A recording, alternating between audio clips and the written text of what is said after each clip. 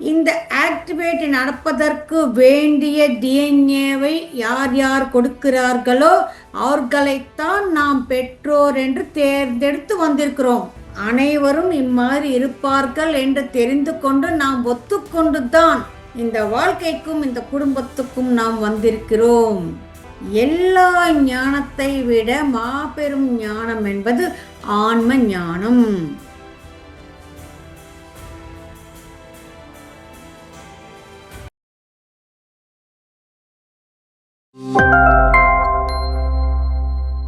எல்லாருக்கும் வணக்கம். இன்றைக்கு அந்த ஒளியை பெற்றுக்கொள்பவர்கள் அதை நாம் எப்படி பெற்றுக்கொள்கிறோம், பெற்றுக்கொண்ட பிறகு என்னென்ன நடக்கும், அதில் நாம் எப்படி இருக்க வேண்டும் என்பதை நாம் இன்னைக்கு பார்க்க போறோம். நாம் தியானம் செய்ய செய்ய நம்முடைய டிஎன்ஏ என்பது ஆக்டிவேட் ஆக நம்ம உடலுக்குள்ளே இருக்கும் அனைத்து நம்மை பற்றிய வரலாறும் இந்த பூமியின் பற்றிய வரலாறு அனைத்தும் நமக்கு கை வந்து சேரும். இந்த பூமியில் ஒரு மாபெரும் சம்பவம் நடக்கப் போகிறது. நடக்க போகும் அந்த சம்பவத்தில் இந்நேரத்தில் நாம் இந்த பூமியில் பிறவி எடுத்தது என்பது நமக்கு மாபெரும் பாக்கியம். இந்த ஒளியை நாம பெற பெற பெற இந்த 12 நூல்கள் என்பது டிஎன்ஏ நூல்கள் அது ஆக்டிவேட் ஆகும்.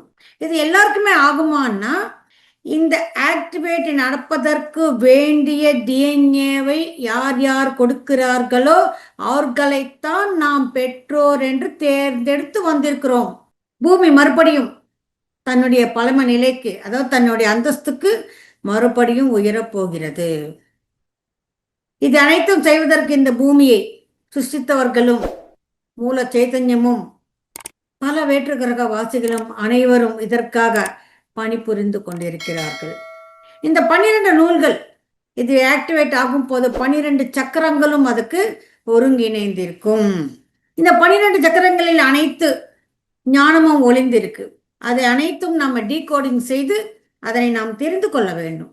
எந்த அளவுக்கு நம்ம வாழ்க்கையில கஷ்டங்கள் துயரங்கள் இருக்கிறது, அந்த அளவுக்கு நம்மளுடைய ஆன்ம பலம் பலமாக இருக்கிறது என்பது அர்த்தம். அதாவது நம்ம 3ஆம் கிளாஸ் படிக்கும் போது பரீட்சையில 3 சென்டென்ஸ் ஆன்சர் எழுதினா போதும், மார்க் கிடைச்சிடும். அதுவே நம்ம பெரிய பெரிய வகுப்புகளுக்கு போகும்போது +2க்கு போகும்போது 3 பக்கம் எழுதணும். அதாவது நம்ம எவ்வளவு பெரிய ஆன்சர் எழுதுறோம் அது நம்முடைய கெப்பாசிட்டியை காட்டுது. அதே மாதிரி தான் இங்க கஷ்டங்கள் இருக்குது, துயரங்கள் இருக்குது, நம்ம வாழ்க்கை நமக்கு ரொம்ப சேலஞ்சிங்காக இருக்குதுன்னா நம்முடைய ஆன்மாவின் பவர் அவ்வாறு இருக்கிறது.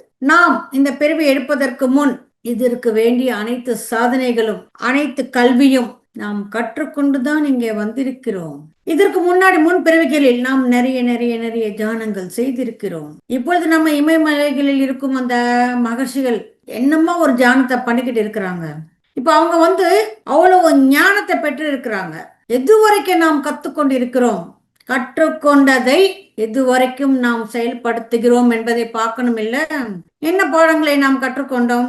ஆன்மா என்பது நித்தியம் சத்தியம், இந்த உடல் என்பது அனிச்சயமானது. தற்போது இந்த நிலைக்கு இந்த பிறவிக்கு இந்த உடல் கொடுக்கப்பட்டதே தவிர இந்த உடல் என்பது நமக்கு எப்பொழுதும் நம் கூட இருக்க கூடியது அல்ல.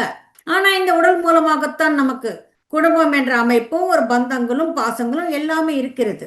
நம் அனுமதி இல்லாமல் நம் வாழ்க்கையில் யாருமே வருவதற்கு சான்ஸே இல்லை. எல்லாத்தையுமே நம்ம அங்கீகரித்து கொண்டு இருக்கிறோம்.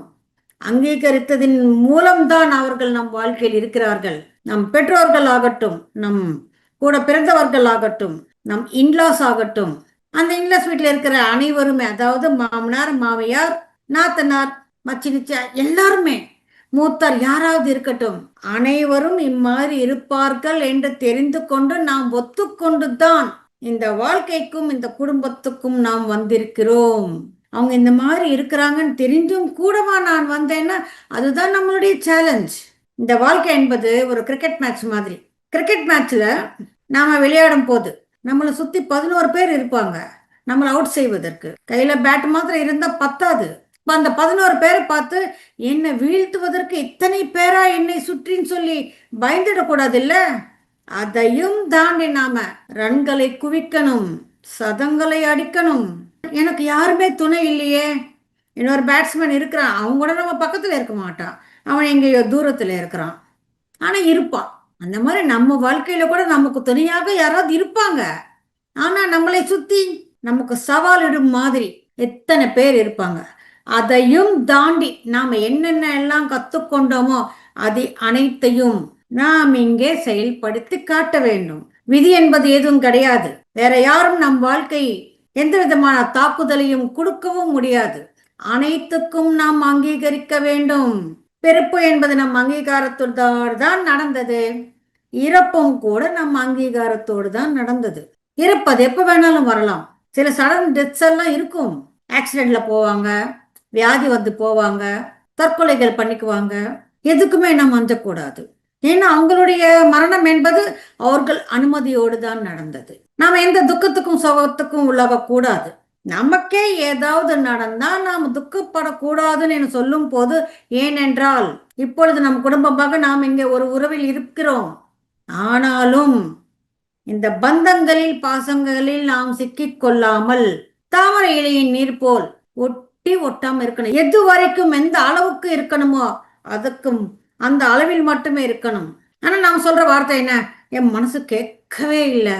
மனம் நம் கையில் தான் இருக்கிறது. மனம் சொன்ன போக்கில் நம் வாழ்க்கை இருக்கக்கூடாது. நாம் சொல்ற மாதிரி மனம் நமக்கு அனைத்தையும் செய்து தரணும்.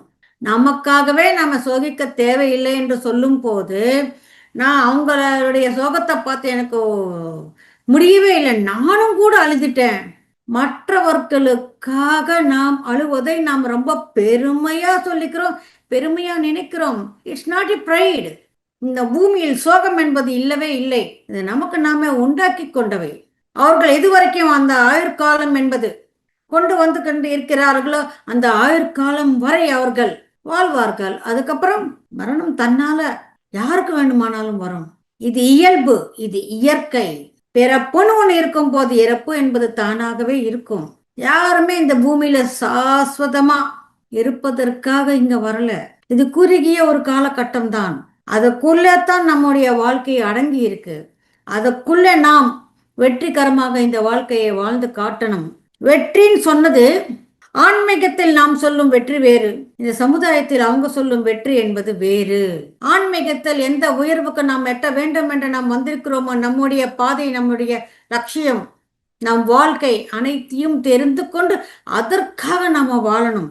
எல்லாத்துக்குமே சயின்டிஸ்ட் அப்படி இருக்கும்போது இந்த டிஎன்ஏவுக்கு கூட சயின்டிஸ்ட் என்பவர்கள் இருக்கிறார்கள்.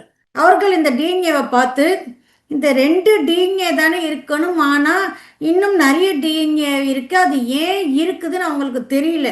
உடலுக்குள்ள இத்தனை டிஎன்ஏ இருக்கும் போது 2 தான் ஆக்டிவேட்ல இருக்கும் போது மற்ற 10ம் ஆக்டிவேட்டுக்கு வரணும். எக்ஸ்ட்ராவா இருக்கும் போது அது ஏதாவது தொல்லை கொடுக்குமா? இதை அவங்க வேஸ்ட் டிஎன்ஏ, ஜங்க் டிஎன்ஏன்னு சொல்லி கொண்டிருக்கிறார்கள். மேலிருந்த அந்த ஒளியை நாம் பெறும் போது இந்த டிஎன்ஏவில் ஆக்டிவேஷன் என்பது நடந்து கொண்டே இருக்கும். பல மாற்றங்கள் வந்து கொண்டே இருக்கும். இது அதிகமாக தூக்கத்தில் நடக்கும், தியானத்தில் நடக்கும், மற்ற சமயங்களில் கூட நடக்கலாம்.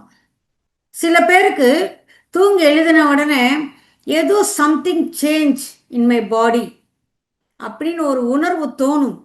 இது அனைத்தும் டிஎன்ஏ ஆக்டிவேட் ஆகிறது என்பதை நமக்கு காட்டுகிறது. அறிவியல் என்பது எல்லா சப்ஜெக்ட்லேயும் இருக்கு. எல்லா ஞானத்தை விட மாபெரும் ஞானம் என்பது ஆன்ம ஞானம்.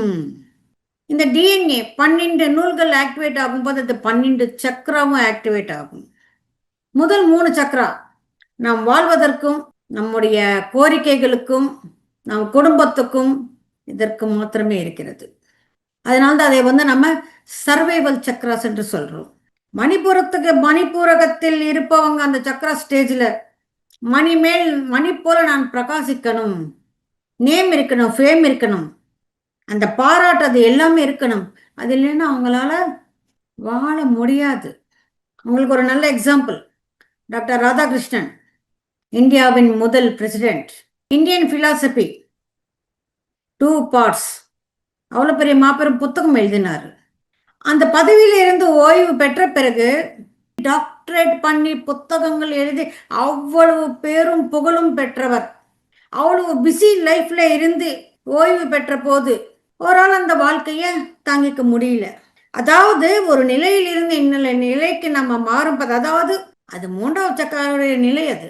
ஸோ 4த் சக்ரா, ஹார்ட் சக்ரா ஓப்பன் ஆகும்போது, இன்னும் நான் வந்து அந்த பிஸியிலேயே இருக்கணும். எல்லாரும் என்ன வந்து பார்க்கணும். அப்பாயின்ட்மெண்ட்ஸ் குடுக்கணும். இப்போ வந்து அதில இருந்து வந்து ஒரு ஓய்வான ஒரு நிலையில் இருப்பது அவங்களால அதை ஏத்துக்க முடியல. ஹார்ட் சக்ரா ஓப்பன் ஆகும்போது நாம் அந்த அன்பு, கருணை என்ற வைப்ரேஷனில் இருக்கிறோம். 5வது த்ரோட் சக்ரா. அது ஓப்பன் ஆகும்போது நம்மளால் நல்லா பேச முடிகிறது. நன்றாக சொல்ல முடிகிறது. அவர்கள் சொல்லும் பேச்சுக்கள், வார்த்தைகள் அனைவருக்கும் போய் சேர்கிறது. அது ஒரு தாக்கத்தை உண்டாக்குகிறது. ஒரு ஈர்ப்பை கொடுக்கிறது. அவர்கள் சொன்னால் அது எல்லாமே நடக்கிறது. ஆக்ஞா சக்ரா, ஞானக்கண். ஞானக்கண் மூலமாக நாம் அனைத்தையும் தெரிந்து கொள்கிறோம். 7வது சஹஸ்ராரா. சஹஸ்ராவா ஆக்டிவேட் ஆகும் போது நம் பந்தங்கள், நம்ம வாழ்க்கையில் இருப்போம். ஆனால் இந்த பந்தங்கள் எதுவுமே நம்மளை பாதிக்காது. நாம் அதிலிருந்து விடுபட்டு இருப்போம். 8வது சக்கரா, இந்த 7 சக்கரங்கள் நம் உடலிலே இருக்கிறது. மற்ற 5 சக்கரங்கள், அதில் 8வது சக்கரம் நம் சஹஸ்ராரத்திலிருந்து 12 அங்குலம் மேலே இருக்கிறது. அது ஆக்டிவேட் ஆகும் போது நம்முடைய வாஸ்தவங்கள் அனைத்தும் நமக்கு தெரிகிறது. 9வது சக்கரா, இந்த 9வது சக்கரா ஆக்டிவேட் ஆகும் போது இந்த பூமியை பற்றி அனைத்தையும் நாம் தெரிந்து கொண்டிருப்போம். அது பூமி சக்கரா என்று சொல்வோம். அதுக்கு அடுத்தபடியாக அந்த சக்கரா ஓபன் ஆகும் போது இந்த சூரிய குடும்பத்தோடு நமக்கு அந்த கனெக்டிவிட்டி என்பது உண்டாகும். அதுக்கு அடுத்த சக்கரா ஓபன் ஆகும் போது இந்த மில்கி வே கெலாக்சியோடு, மில்கி வே கெலாக்சியில் நம்ம சூரிய குடும்பம் இருக்கிற மாதிரி இன்னும் பல சூரிய குடும்பங்கள் இருக்கும். அந்த மில்கி வே கெலாக்சியோடு, நம்ம கெலாக்சியோடு நமக்கு ஒரு கனெக்டிவிட்டி என்பது வரும். 12வது சக்கரா ஆக்டிவேட் ஆகும் போது இந்த விஸ்வத்தோடையே மூல சைத்தன்யத்தோடு நமக்கு அந்த கனெக்டிவிட்டி என்பது உருவாகுகிறது. இதுதான் 12 டிஎன்ஏ நூல்களும் 12 சக்கராக்களும். இப்போ நாம் எந்த சக்கராவில் எங்கே இருக்கிறோம், எந்த மாதிரியான புரிதல் இருக்கிறது என்பதை நாம் தெரிந்து கொண்டு அதுக்கப்புறம் அதுக்கு மேலே இருக்கிற அந்த சக்கராவை நாம் எட்டுவதற்கு வேண்டிய பல முயற்சிகள் நாம் செய்ய வேண்டியது இருக்கு. விதி என்பது எதுவும் கிடையாது. நம் அங்கீகாரத்தோடு நாம் இந்த வாழ்க்கையில் நாம் வந்திருக்கிறோம். வேற யாரும் நம்மளை எந்த அதிகாரமும் செலுத்த முடியாது. எந்த விதமான தாக்குதலும் கொடுக்க முடியாது. வேற யாரும் நிர்ணயிக்க முடியாது. நம் வாழ்க்கை மேல் அதிகாரம் நமக்கு மாத்திரமே இருக்கிறது என்ற புரிதல் நமக்கு வந்தபோது வேற யாரும் நம்ம மேல அதிகாரம் செலுத்த முடியாத அளவிற்கு நாம ரொம்ப ஸ்ட்ராங்கா இருப்போம். இதுதான் நம் வாழ்க்கை நம் கையில்.